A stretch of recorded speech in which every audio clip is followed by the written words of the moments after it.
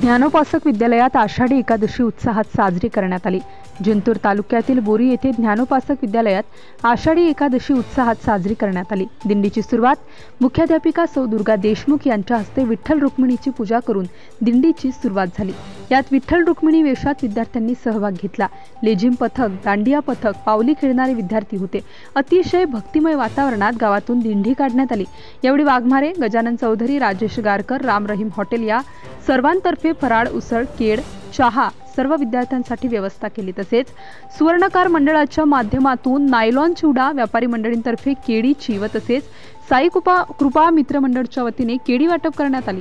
कार्यक्रमाचा सांगता ज्ञानोपासक प्राथमिक शाळेत मुख्याध्यापिका सौ दुर्गा देशमुख, दत्तराव जाधव, अशोक भोसले, राजेश डोबळे, माणिकराव ढोले, उदय निकम, रमेश भारती आदी सर्व शिक्षकांच्या उपस्थितीत आरतीने झाली। धुमाकूळ Maharashtra news network TV channel साठी परभणी प्रतिनिधी संतोष तायडे, बोरी, परभणी। आपल्या परिसरातील ताज्या आणि महत्त्वाच्या बातम्या पाहण्यासाठी आजच आपल्या धुमाकूळ महाराष्ट्र न्यूजला YouTube वर सबस्क्राइब करा आणि बेल आयकॉन प्रेस करा।